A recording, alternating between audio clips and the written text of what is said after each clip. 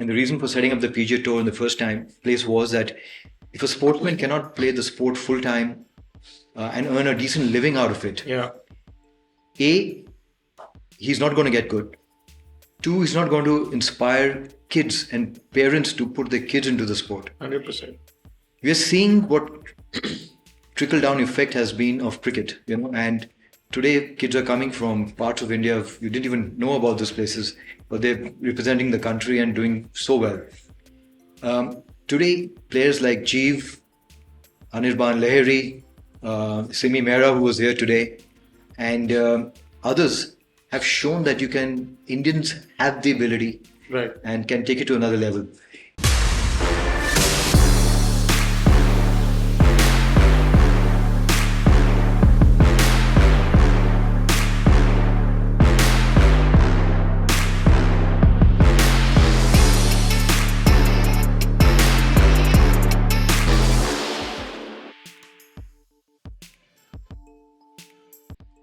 Hi, this is going to be an interesting session. We've got Digraj here with us, Digraj Singh. Digraj Singh runs Digraj Golf, which is one of the best golf management companies in India. And while people may know about him from the events that he does, but let's try and unravel Digraj today. A shy personality. Let's get to know him a little better. So, Digraj, we'll come to the whole business of golf and sports management and so on and so forth a little later. Let's start with who is Digraj, early childhood, where did you grow up, why didn't Digraj become a CA or a banker or a lawyer?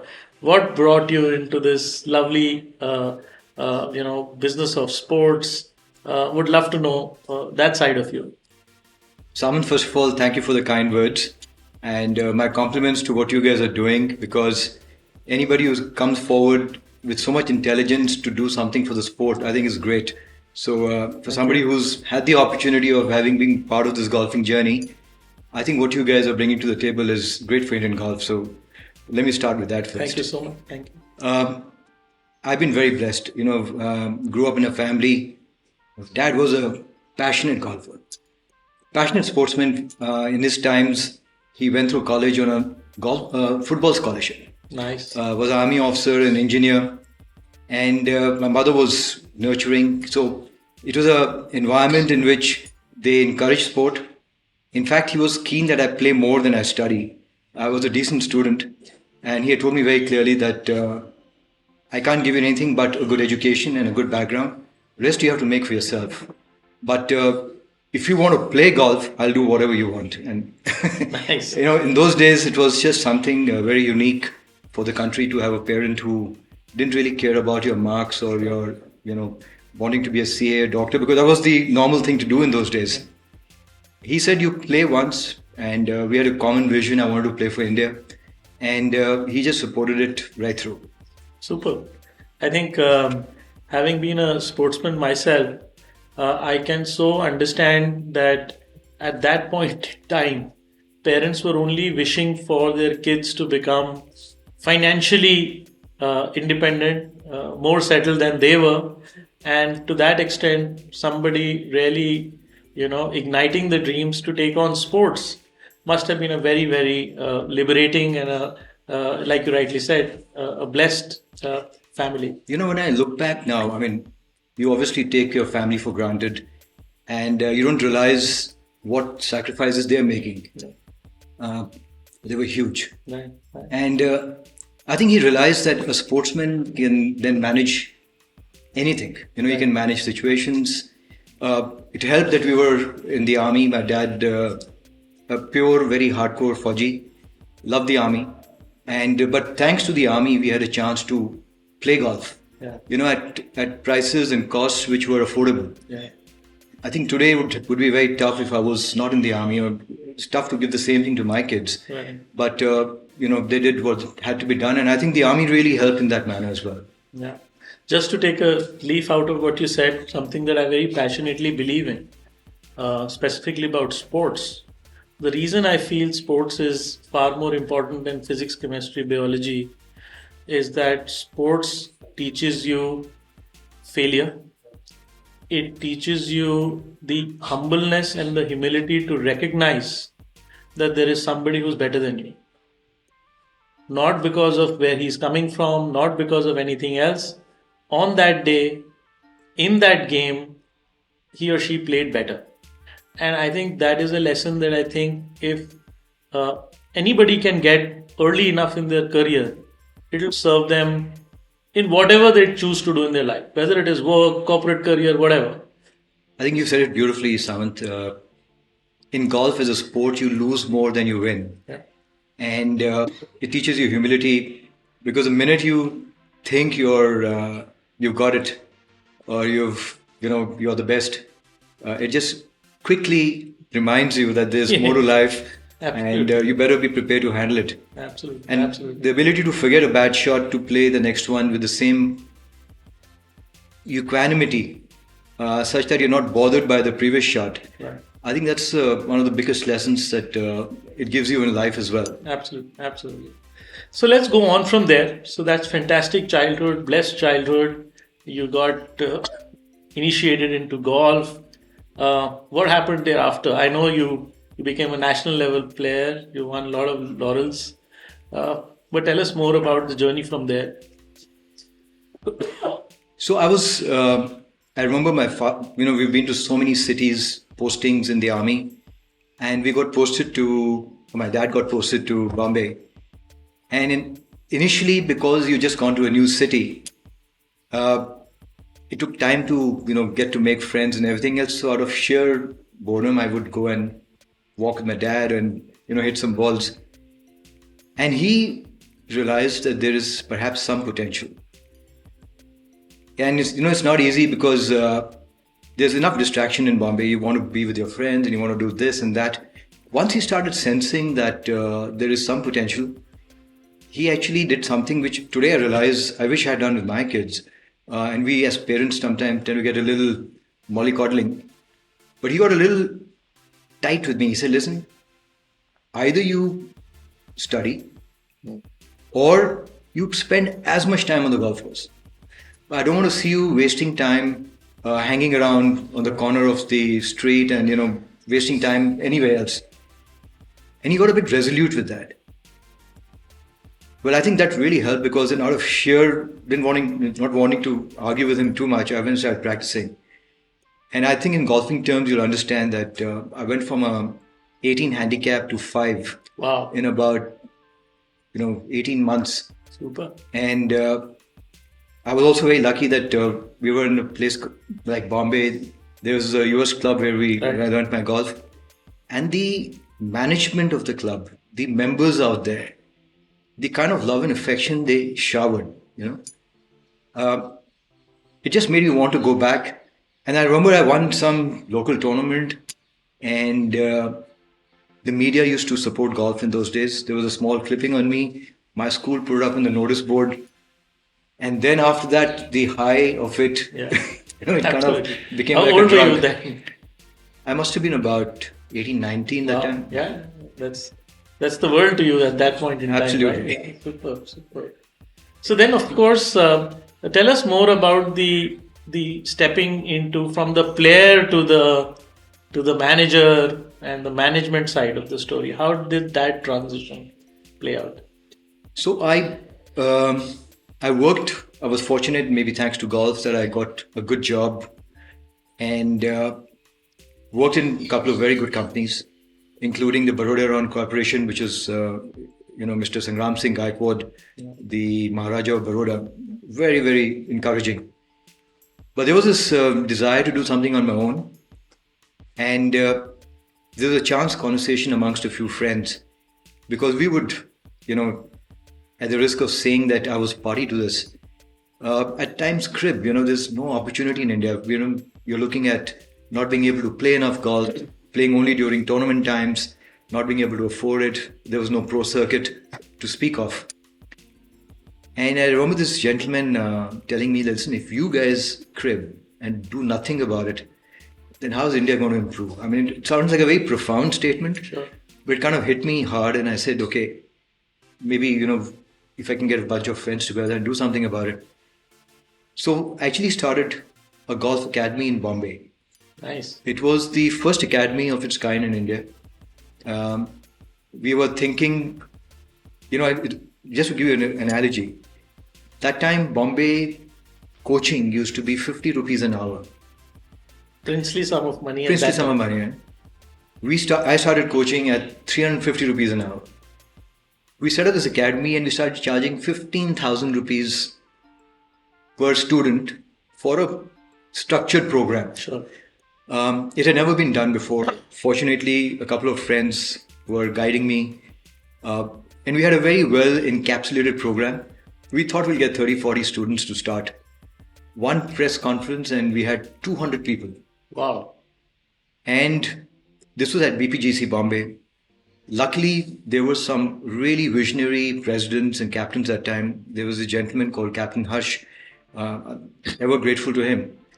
He allowed me to use the 16th fairway, the first fairway. So we actually had classes happening from dawn to dusk. I took a lot of juniors, made them managers. They were keeping timetables, ensuring the balls were set up, clubs were set up. Today is session number 7B, in which you're doing this. And it is interesting that out of about 200 people, about 30 to 40 took membership of the club subsequently. Actually, it was a very transformatory moment in Bombay golf. And I got invited to the Asia Pacific Golf Conference to present it as a test case on how to market golf in emerging markets. But realistically, it was just the opportunity to do something on your own, And then I started doing events. And fortunately, and I must say this, there's a gentleman called Arvind Khanna, who was the nephew of Raja Randhir Singh, the Indian Olympic Association. He was the chairman that time, I think. Arvind had this huge dream of setting up an Indian PGA Tour, much like the US PGA Tour. And he had the guts to put his money where his mouth is. He got into a partnership with a company called Asia Sport Group. And he enrolled me from Bombay and Brandon D'Souza from Calcutta. And essentially, the three of us put together the first Indian PGA Tour. Arvind, not many people know about it, but all kudos to him to fund it, to underwrite serious prize money in those times. Just to give you an approximation, when I was playing amateur golf and was playing for India, the pro tournaments had total prize money of 50,000. The winner was getting 7,500 or maybe 10,000, right? And then ONGC did a tournament where the total prize money was 5 lakhs. It was a 10-time jump, and we said, wow, fantastic. What year was this, Digraj? This was 96, 97. Wow. Yeah. And then Arvind underwrote, I forget, but it's somewhere between 1.5 crores to 2 crores, which was a significant jump at that time. 20 times. And it's uncanny. I had come to Delhi from Bombay for a 2-day sales meeting with the Asia Sport Group guys and with Arvind. And we realized that Asia Sport Group is now pulling out of India for whatever reasons. So they offered us their stake to me and Brandon, to saying that this is the losses in the company. You pick up this losses and pick up the stake as against it, and you pay it off. We didn't have a rupee in our pockets. But here again, I got to compliment Brandon. He's also somebody with huge guts. And we said, okay, we'll take it on. I won't mention the number because it wouldn't let us sleep. But we picked up the tour with this 2-day visit. I never went back to Bombay. 3 months later, my wife came down and we were lucky to find good schooling, etc. for the kids. But from there onwards, we built professional golf in India. We did a lot of work with the media to get golf into the media space. And we were told, and we take a lot of pride in that, we went from 12 events to 125 events. Wow. We raised more money in professional golf that time than there was in Ranji Trophy cricket, because that's the real comparison. Yeah. The Indian PGA Tour was an Indian tour. It wasn't an international tour. But in comparison to cricket, it was like the Ranji Trophy. The epitome. Yeah. So we actually had raised more money with 0.001% of the country following the sport. Yeah. We were acknowledged by a lot of investors, by media, that in 4 years we had actually created a brand which was making a difference. I think one thing we did very interestingly that time was, and this took some time to convince our issues partners that we need to create awareness of golf. Um, we understand a off spin, we understand a googly, we understand a leg spin, but we don't understand a fade or a draw, Yeah. And even if you were writing about something, there was no understanding of what people were reading in a newspaper. Yeah. So we realized that if we, and at the risk of sounding profound here, but if we did not do enough educative stuff around the sport to tell people the values of the sport, what the sport is all about, Correct. to dispel this myth about being an old man's frivolous pastime. Yeah. We were lucky to get 4 or 5 very, very good kids from different places. We had Joy Chakravarti, whom we pulled out of Indian Express. Right. He became the head of a media division. We had V. Krishna Swamy, who's maybe India's most foremost golf journalist today. Yeah. Joy is in Dubai at the moment.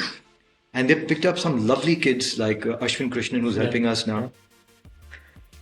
Between them, in a period of 3 years, they made sure that every city where we went to do pro tournaments, every single media house was taken to the golf course, demonstrations were done, education was done, information was sent. Tiger Woods was emerging internationally at that time. Right.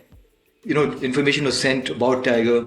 Basically, it became an epicenter for all knowledge generation about what's happening in Indian golf. And then we started, we had 2 years, in fact, maybe more, where we had 26 episodes on ESPN and 10 sports to promote golf. We made it a lifestyle magazine show. We were curating a golf magazine where we had all the content going into that. And then we were also supplying content to a lot of websites which had come up. And the same cost center, which was the media team, and the first one in the country of this kind, became a profit center, And these guys were phenomenal. I mean, they had a mission statement called Omnipresence of Golf. And I think that time we were delivering so much media, and the media, to their credit, supported and they acknowledged what was being done. Because you have to keep in mind that media had never been to golf courses, not enough of them. To respect them with the right information, integrity of no variances in trying to give favoritism, etc., etc. Once they started seeing that a good job's being done, they really came forth to support it completely. I think it transformed golf at that time. Fantastic. So, Digraj, quite a fascinating journey that you've had, and I'm sure that all these instances, all this contribution has had a important role to play in the development of and popularity of the sport in the country. Let's talk about from there to, let's say, now, because I think one of the common threads is that all of us are so much in love and with the game itself. I mean, at times I feel we all have a pain to see it not grow. We have expectations from the game saying, it gives so much, it has given so much to us, and why can't more people benefit from it? So, with that goal of making it more popular, and obviously maybe decades of doing these events, and now this whole explosion of leagues, how has been this transformation, what you have seen on the transformation of how the events have changed? Would love to know from then to now, what's been that journey? You see, initially we had to go and sell golf. We had to take the few paper cuttings that came and tell them how you can, how your company can benefit.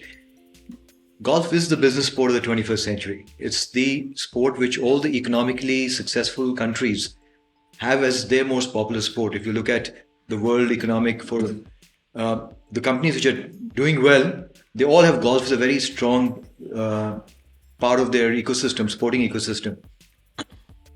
India didn't understand sport realistically.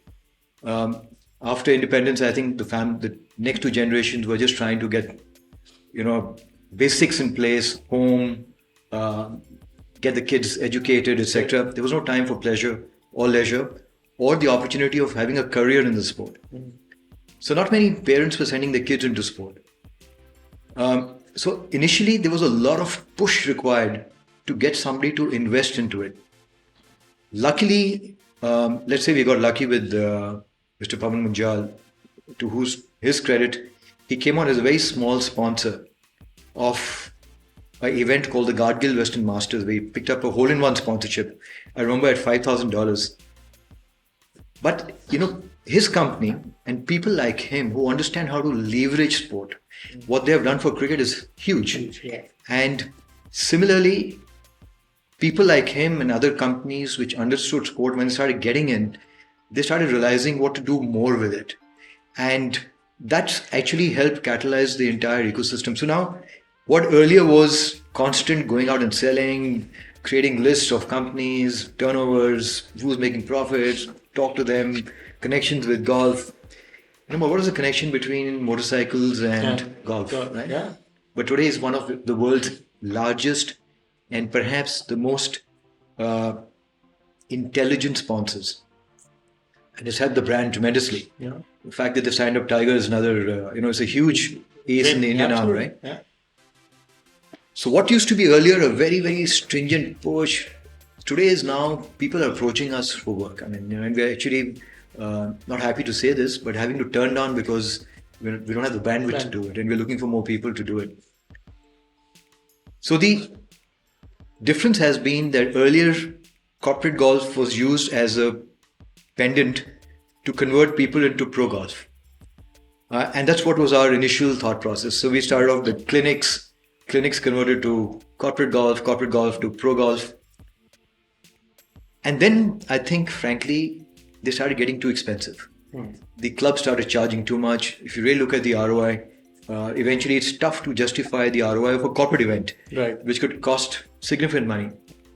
With leagues coming in, what's happened is that the entire pie, as you have been saying, becomes bigger in an event, and the entry point for a team owner or a sponsor is actually at a much affordable cost. Right. It doesn't have to go for a board of directors decision. Yeah. A young manager can take a call, okay, I want to spend 10 lakhs or 5 lakhs or whatever. So suddenly now the same league structure creates an opportunity for X number of team owners who are coming at a very low cost, sponsors coming at a very low cost, but the pie suddenly is bigger. And there's value at all levels. Right.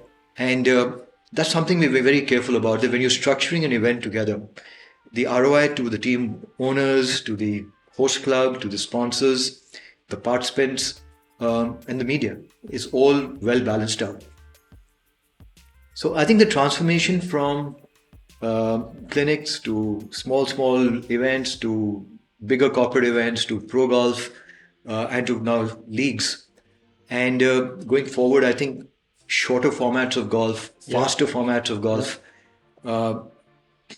that's going to be the route, and it's already transforming.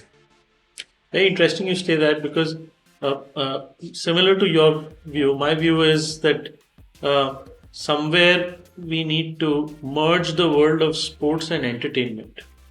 And in some sense, that is where we will be able to reach out to the non-players. How do you get them interested in this game? And that's how you need to start. You just need to plant an idea, a seed. Maybe it comes through an entertainment route, and then they build the fondness, they get exposed to the game. So very, very interesting. So clearly, like you rightly said, the leagues are becoming more accessible from the sponsor's point of view. And the other is this new breed of, I would say, entities, which is the team owners, which are coming into play, which did not exist in the structure at all. So they are also, getting an opportunity to use this either from a social networking perspective, or these are small businesses who would never get an opportunity to put their business on this kind of a pedestal and place it amongst all the other, in the league. So that's extremely interesting. So where do we go from here is the question. Let's talk a little bit more about the fact that you made about the formats or the role of maybe a technology. Where do we go from here? So, Samant, you said it very nicely. The fact is, the game has to be fun. It's had a very boring image for too long a time. We haven't had enough champions who are out there pump fisting. Tiger came around and changed that. But the transformation is happening. And you see all the structuring of the new events, entertainment, fun, are very integral parts of the blueprint that's being put together. Sure. We realize very well that if somebody's coming to play an event, he may not win it, but if there are enough elements in the event which create wow moments for him, Absolutely. then he's going to go back happy. And the wow moments could be many kinds, and we've gone bizarre at times. So let me tell you, maybe a few examples. Sure. First time we suggested, let's put a guitarist on one of the holes, and somebody makes a birdie. The guy jumps out from behind a bush and starts singing "Happy Birdie" to you. Wow. Yeah.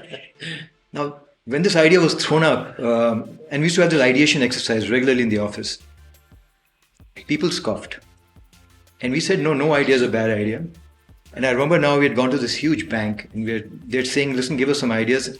So we said, okay, we had this one idea. Happy birdie to you. They agreed. Yeah. So I won't take the singer's name. He's cutting a record now. Wow. We got him onto the 18th green at ITC Classic.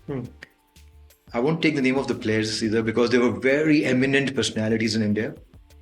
They stopped on the 18th green. They started asking for requests. They started dancing on the greens. But the kind of fun they had was memorable, And like this, we had another event where we had surprised people we set up small masseur 30 seconds shoulder rubs or a champagne corner, not expecting it. Now somebody may call it gimmicky, but it's not gimmicky, It's just you're respecting the fact that they are there. We are respecting the fact that we've got to do something to make you feel that special. You had a good day, Yeah. We won't do it in a pro tournament. We won't do it in a amateur tournament, a serious amateur tournament. But if you're here for enjoying the game and the companies that's inviting you is wanting to respect you and acknowledge you for what you are, then you can get as creative as you want. Absolutely. Earlier, a thought like that would have been scoffed upon. Yeah. In fact, I'll just share this very briefly with you. 25, 30 years back, we did an event for a company called Pratt & Whitney. They make engines for... And they wanted to do it for the airline industry. So while we were discussing, we said, listen, let's have a prize distribution on the main lawns of BPGC, Bombay. And Pretty Woman, that movie had just come out. So we'll create an environment like that. We'll have singers on the course, this thing. And the club balked at the idea. Said, what's wrong with you? How can you have music and song? Golfers will be disturbed. And we said, listen, sure, there will be music of your choice. But when you play the 10th, 11th hole, or when you're playing the 4th hole, and there's blaring music happening outside because it's Ganpati time, and you're practically in the midst of a discotheque, really. Absolutely. That's not disturbing us that time. Why not do it here? So they finally saw reason. What I'm saying is that it took 2 months to get them to agree, but it turned out to be one of the most incredible afternoons that has happened at the BPGC.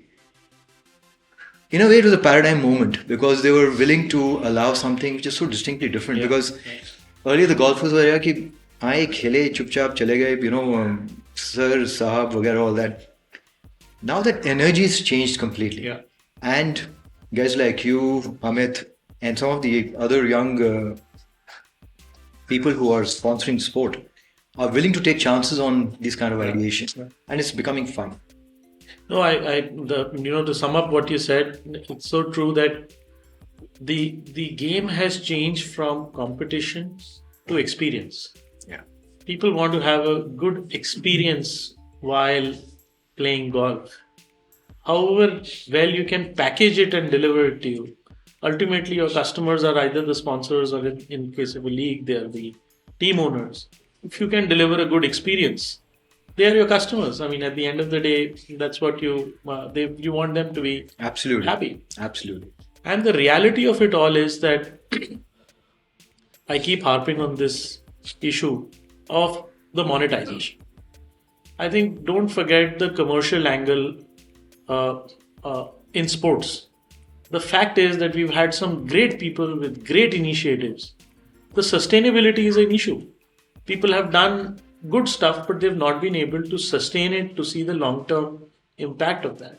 And therefore, tying all this with the commercials to ensure that this continues to happen and over a period of time it makes the right noises, it makes the right, delivers the right results, is to my mind a very interesting thing. So it's a validation of where we are going. I think the game is definitely set to become more popular.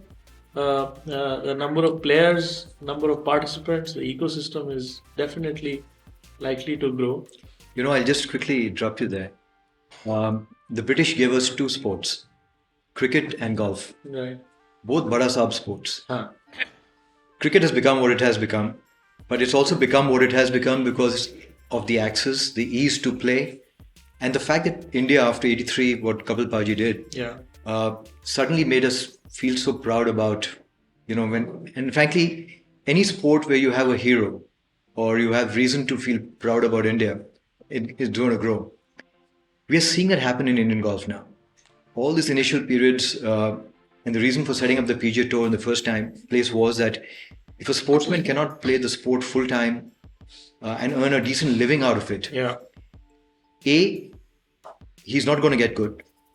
Two, he's not going to inspire kids and parents to put their kids into the sport. 100%.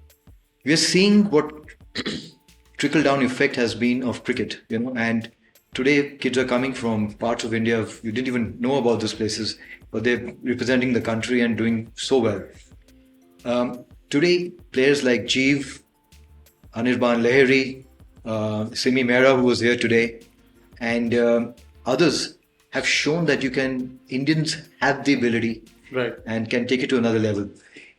But the day one of these guys wins at the highest level, and we have that hero that we are looking for, and we're nearly there. I think this game will explode. Yeah. Fantastic. So we're all rooting for it, and I think hoping that it happens sooner than later. Let's talk about QGL. Something that brought us together, and you obviously have done many leagues. You talked about the various formats and what has worked. I'm sure you have enough list of things that have not worked. But if I was to ask you one or two things that strike you, it is the most unique golfing league in the country today. One or two things that strike you, which you believe strongly differentiates it from the rest of the guys out there. Would love to know. Okay, so Samant, I'm going to be candid with you. Of course. But I mean it respectfully, because when you came and met us during the Delhi Golf Club League, I wasn't sure. But I must tell you, it is you and Amit and the intelligence and the vision that you presented. To me, that was really the critical factor. It wasn't what we'll make out of it or not make out of it. Because I know for a fact that if good people put their heads together and do it for the right reasons, then I think results will come. Sure. It has to be sustainable, and I'm sure it will get there. And I'm sure it will become the most unique event as we are positioning it. Yes.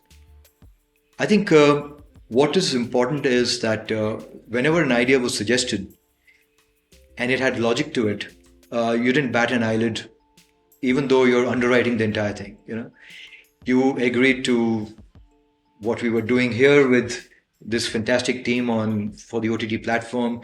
You agreed to the prize money. You agreed to so many innovations about making it inclusive.